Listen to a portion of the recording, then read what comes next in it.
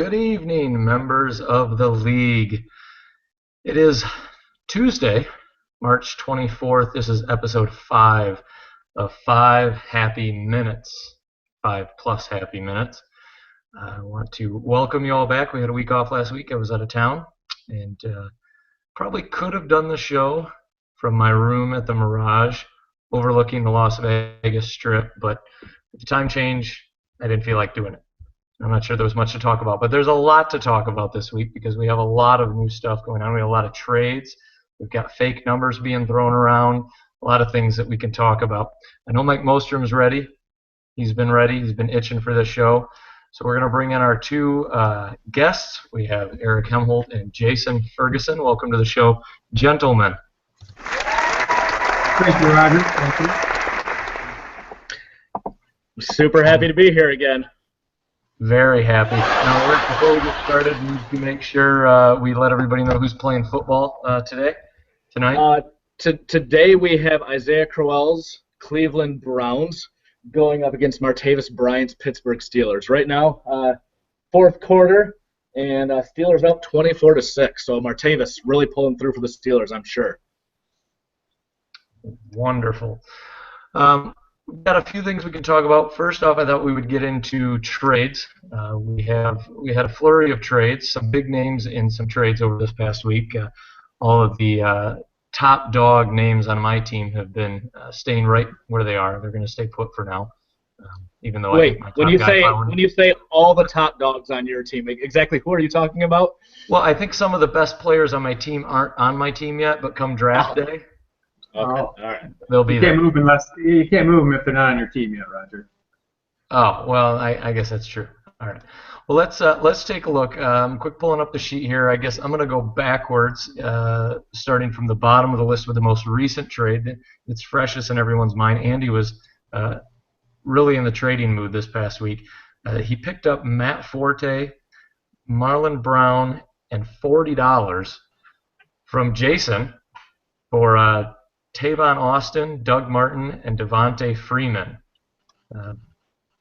Anything you want to let us know about the thought behind that, Jason? Well, after going back and forth, between really not accepting the fact pretty much that I wasn't going to be playing for this year right off the bat, and really wanting to play for this year. I don't really feel like I want to play, be in a fantasy football league where I'm not trying to be a contender. But looking at who's in my division, looking where they're ranked right now, even before the free agency, I guess, came to my senses a little bit and thought that I should. It really didn't make any sense for 14 to be on my team. So I traded him for, Doug Martin and Devontae Freeman, both guys who could be serviceable on my team for this year since I was very shallow at running back. Tavon Austin is just kind of a throwaway, but he gives me some contract years that I also needed. And additionally, I actually do come out with $5 extra after that trade. So I got a little bit more to come to the free agency auction this year. Well, and based on some of the message board and posting going around last night, Tavon Austin sounds like he might already be on the trade block. for positive value only, though, positive dollars only. I don't know. Maybe we'll see how it goes. The current auction does end in 4 years, but if it goes a week without any movement, then maybe I'll relist them with a starting bid of like -10. I don't want him still. I'm still out on Tavon. So I like this trade for both teams, if you're asking my opinion anyway. Now the rich get richer. We'll talk more about this in the numbers a little bit later on, but there are 5 teams that are head and shoulders above everyone else, and they're all trying to get the guys that are really, really good, and the other teams, for the most part, are trying to get good contracts, which makes sense. This is why we have the salary cap format that we have, that you can trade the expensive guys and try to pick up a couple of halfway decent contracts and stuff like that. So it's just another one of those trades. We've seen a couple of those already this year, where you have one of the really good teams trading with one of the sorry, Jason, but the subpar teams, and the trade makes sense. Yeah, I guess one of the things that struck me about this, and I have to agree with Derek, Lori, and looking at the trades, he takes a little bit of grief, and some of it he brings on himself about the players on his team. But it did seem as soon as Devontae Freeman was traded, he just leaving Derek's team, he moved up the ranks, and very quickly after that, I think one day after that, he moves over to Jason's team. So I don't know if Jason feels like maybe he's getting Derek's leftovers, his garbage, or maybe he found a diamond in the rough. I don't know. No, I like Devontae Freeman. I think right now he's slated to be the starter. We'll see if it changes. But in Atlanta with Steven Jackson being on, who's also on my team, but initially I think Lori was trying to trade me Devontae Freeman for Forte with a wash of salaries, and I knew Andy was trying to get him, so I kind of just let Andy get him so we could make our deal. Yeah, and you were able to open up a little bit of extra cap room, and you got Doug Martin out of the deal, who's, as of now, is still the starter in Tampa. And, you have Tavon's rotting corpse of a contract as well. So, you were able to get a little bit of extra out of what Derek was offering up. So I thought that was good for you, too. Yep, agreed. And, in that trade, I mean, we can't overlook the fact that Mike picks up Forte in that trade. Andy. Or excuse me, Andy. I'm sorry. 40-yard dash. Andy picks up Matt Forte there. I mean, he's, like you said, the rich are getting richer there, picking up Andre Johnson. He's got Matt Forte now. Obviously, we can't forget the wonderful contract he gave to Bishop Sankey, especially in light of the news that came out today. But he has Carlos Hyde and he has Odell Beckham Jr. So he doesn't have a lot of huge contracts. Matt Forte is the only one, and Andre Johnson's 55. That's only for 1 year. But he's assembling a nice team. He is still paying $75 for Adrian Peterson this year too. Don't forget about that. Yeah, that's true. I wonder if well, I won't say that. Never mind. I don't want to go blue here.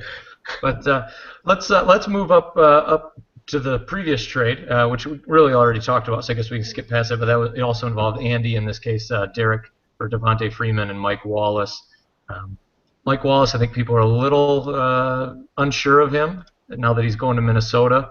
Not sure how well Bridgewater is going to work with him, but I don't know. I look at that. I think it could be a good landing place for him. Things were getting crowded in Miami. They were getting crowded for me, with Kenny Stills going there, and then Cameron. So I'm glad that Mike Wallace is out of there. Maybe that'll be a win-win for me, and then with Mike Wallace going to Minnesota, it could be a win for Derek now that he landed him in the Devontae Freeman trade. Let's see, heading up there, Andy again involved in a trade, picking up Andre Johnson, as we mentioned, and $25 in cash for Andre Williams. I don't know. I don't have a lot to say about that. I think you do, Eric. I want your guys' opinions. Is Andre Williams worth even $7? Like, is that a good contract to you guys, or is that dead money? I tend towards it being dead money. I think he's the third running back on the Giants roster now that they signed Vereen and they still have Rashad Jennings. I'm just curious your guys' opinion. I was also kind of sort of in the running for Andre Johnson's services. So that's why I bring this up. I think that, it's getting to be a crowded backfield. I know that right now CBS Sports has them all kind of grouped in the same, I'm trying to look them up right now, all kind of grouped in the same area, I guess, as far as where they're ranked. Like right now, Andre Williams, he's ranked number 34. Rashad Jennings is 33. And then, I don't know where you have to go up. I think you got to go up a little bit more to find the third running back. So I'm not sure what they're doing. I don't have the insight to that. I do think that he is the third in line, though, to get carries. So he might be worth 7. He might be worth 7, in my opinion. Okay. Yeah, I look at it just from a standpoint as I don't know that anybody's sure what Andy, in this case now, but previously Derek, was going to get out of Andre Johnson. It was only 1 year contract, so we unloaded him got rid of that contract. He has to pay 25 of it, I understand, but he gets a guy, Andre Williams, who right now is also an unknown, but as far as the salary, it's fairly minimal. It's 3 years. If something happens in that backfield, or if he shifts off to another team during this season or after this season, he has 2 years with what could be a decent, I don't know, maybe for his team a running back 2, maybe a running back 3, but if somebody's not going to eat up a lot of contract space, but he's got him for a few years, and this obviously helps the number of contracts that he needs to hit the minimum as well. Yeah, fair enough. Okay, yeah, like I said, I could see the reasoning for it and why that was better than the offer I gave up, but yeah, that's fine. I really wanted Andre. Right now, Dave Richards has Marine at number 39, so he's got Andre Williams above him, and he's really close to Jennings. So who knows? All right, and I'm a big Richard believer, so I stand corrected. $7 not a bad deal for him then. Yeah, and I think at first glance you look at that and you think Andre Williams for Andre Johnson. Okay, well Andy got a great deal there because Andre Johnson's only getting paid 55, and it's only 1 year that he's locked in for. With some of the other trades that have gone around, there have been bigger names on both sides, but. Yeah, I mean, I think like you mentioned at the beginning, Eric, there's minimums that we have to hit, and that's what makes some of the trades make sense when otherwise they wouldn't. But taking a look at the last trade we'll look at, and just very briefly, is because it's getting kind of old now, and most of these guys are no longer on Jason's team. But so we had there was a trade between Jason and Jared just before that. Jason picked up Matt Forte, Darius Green, Ahmad Bradshaw, and some cash in exchange. Jared received Ruben Randall, Hakeem Nicks, Trey Mason, and the number 11 draft pick, which I think was pretty big because I'm a big believer in the draft this year because we did vote to increase the rookie salaries for the draft, and this is the last year that they'll be at the amounts they are. Granted, the 11th and 12th place are not going to increase very much in comparison to the top half of the draft, but still, it's going to be the last time that these picks are worth the value that they are, and so I think those draft picks are worth a little bit more. But Jason picked up Forte, and he was later able to trade him for Tavon Austin. So, I mean, I think that was a big win. Yeah, you know what? My thoughts there. Right now, for next year, I've got the most cap room slated for next year. And this is before the draft, obviously, but I think it really helped me clear up a lot of space for next year, and that's ultimately I wanted to get rid of those bad contracts. My team needed an overhaul. It was kind of a meandering path to get there, but I'm liking now where my team is headed, even though I'm not going to be able to really play this year. I feel like I'm riding the ship. All right, well, let me jump in here. Maybe that trade makes a little bit more sense, now that you've traded Matt Forte again. But I look at it as you could have still had Trey Mason and the 11 pick, and now instead you have Devontae Freeman and Doug Martin with Tavon Austin's rotting corpse of the contract. So all the extra salary that you gain for being able to drop Green and Bradshaw, which I would not have dropped Bradshaw either right away. A lateral move at best, I would say. So I guess it makes more sense if you knew you were going to turn around and trade Forte, hoping to get more out of him than what you gave up. If you didn't know that and you happen to come up roses, then more power to you, I guess. But were you planning on trading Forte as soon as you traded for him? I was planning on trading him. I wasn't sure when that would be, but I knew he was going to another team eventually. And you know what? Somebody gave me advice that I should be trying to get some larger contracts, some bigger guys. Who could that be? I don't know. In order to get some future help. So that's what I did. All right, fair enough. Unless you guys have any last words on the trades from over the past week or two, if there are any that we left out, there's a Jordy Nelson, Jamal Charles trade, A.J. Green, Trey Mason, Trey Mason again. I have one more thought along the lines of trades. Has that Des Bryant video come out yet? It's really close. I think it's really close. Okay. All right. Good. I'll continue to hold my breath then. So yeah, that might be. I mean, I know that you are not in full regret of that if no video comes out, but I'm sure that the longer this goes on and no video pops up and the media is not talking about it, the more likely that there isn't going to be a video. And so, you did what you had to do. Yep. Yeah. I don't. Let's positive it's not.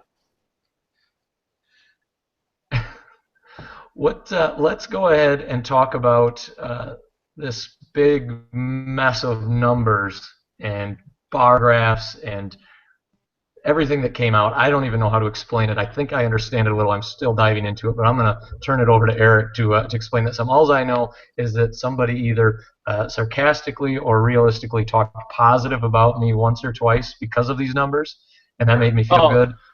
But then I heard the word completely random, and so it basically took the wind out of my sails. It was completely random. In my randomly generated thing, I think you ended up with the top quarterback and the top tight end or something like that. So you had two full bars when it was random. Let me pull these up here on my phone. Great. Three spreadsheets, a bunch of different bars, and all color coordinated to the teams. Very nice look, Jason. All color coordinated to the team's actual colors. This is why I was hoping that everyone got their color change requests in a timely manner, because after I do it once, it is a pain in the butt to change up. But I'll start off with the matchups tab. Basically, this helps illustrate exactly how I feel about this league as it sits. We have three clear-cut favorites in myself, Mike, and Scott. Mike probably does have the best team, and this backs that up. And Andy, with his trades, I think, in my opinion, actually moves up to the 4th spot, quite a bit ahead of Doug. But Doug's still solidly in there.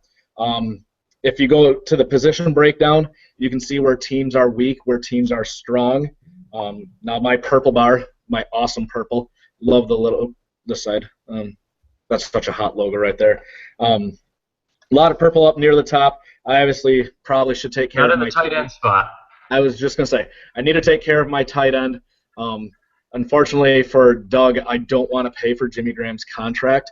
Every time I talk to him, you want Jimmy Graham? No, I do not. So there's a few tight ends that I would be satisfied with. I won't say happy, but satisfied with in the free agent auction. So I will address that. Ebron will not be my starting tight end come the start of the season. But yeah, we can just to throw this out here. I know that Doug Mostrom is interested in moving Jimmy Graham, but he wants somebody to pay the whole contract. I've got a pick 12, Doug, that says you might throw a few dollars in with Jimmy Graham, but we'll move on. Okay. I don't want Jimmy Graham. If I get Jimmy Graham, you're getting Kelvin in return, but I don't do that straight up. So anyway, then the other one, I updated the Dave Richards thing where it shows who has every position in Dave Richards' top 200. And here, just again, the top 5 teams far and away better than the rest of the league. All 5 of the top 5 guys are on each one of the teams. Another guy in the top 10 on each team. It's a league of haves and have-nots, and it sucks for Jason and maybe for you too, Roger, to not be able to play for this year. But I encourage you guys to start setting yourselves up for the future. That's just the way that this league is set up at this point. So. Well, you know what? When Andrew Hawkins emerges as a top 10 wide receiver, and when Stedman Bailey emerges from the depths of the rankings, the Alpha Dogs will rise. They're the sleeper team. I still have big hopes for 3 rookies and 1 or 2 free agents. I've talked to some people, some trades, but I'm not willing to give up what I see as a decent future for the Cheats. So I'm willing to stand pat and kind of see how this plays out. I think I've got a better year ahead of me this year than last year. We'll see. I overspent on McCoy. He underproduced last year, and that pretty much sunk my ship. Not that that was the only missing piece, but it was a bad start, and it left me in a bad way. Yeah, and like looking to the future, I'm gonna be honest. I'm not scared of your team. I'm not scared of Lehman's team this year for sure. But with you guys having all these draft picks at the really cheap prices, I'm a little bit more worried about like 2016 and 2017 when these rookies become sophomores and third-year guys on really great contracts. Because neither one of you guys have, that LaShawn McCoy really cap-eating contracts on your team anymore, and that's the way to do it. Maybe I need to throw a little bit of a bone out to Laurie Nuberta. He sucked for 2 years, and right now, right now I've got him pegged as the 6th best team, and that's before you factor in him getting the top rookie and picking up a lot of guys in the free agent auction as well. All right. Absolutely. Crickets. Does that mean it's summer? Does that mean we're done? Sorry, I tried to stop you. All right. Well, I think that's going to wrap it up. Unless you guys have any last parting shots regarding the trades, I got in everything I wanted to, and was glad to hear what you guys had to say about those, and then definitely the further explanation of the numbers chart. Yeah, as far as the numbers go, if you guys ever have any ideas on what I can do with my spreadsheets, anything to improve them, I love tinkering with that stuff. Obviously, I'm a huge nerd when it comes to that stuff. But yeah, just let me know if there's anything that you would like to see. Doug did have a good idea a few weeks ago about like value over replacement. They already have that, unfortunately. So I did not end up doing that, but I love tinkering with it. So any ideas, you guys let me know. Here's your first Awesome. idea. Label your axes and always provide a key. You know what the colors do. All right. I don't know what. Yes. When you have 2 axes on there, I don't know what the lines mean if they're not labeled. What am I looking at? I do enjoy them. I will say that. And I hope that people do. And you know what? Even if people don't, I'm still going to do it because I enjoy putting them together. So as long as Jason likes it, that's more than enough for me to continue to do it. It sounds like 5 happy minutes. I don't care if anybody likes it, as long as somebody comes on and talks with me or talks for me or answers my questions. That's all. I'm always game. You know that. Well, I know we've got Nuberta. I think he's boycotting until Lehman gets a new mic, a new headset. So it may be a while before he's back on. But Lehman will be on. He wants to be on. I want him on. I think the league wants to hear what Derek Lehman has to say. All right. Absolutely. Well, thank you guys very much. 25 happy minutes. Perfect. Hopefully Mike Mostrom was entertained.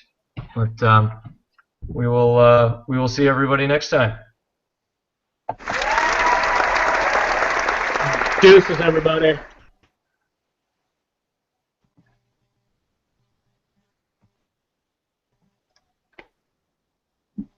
Original 7. What?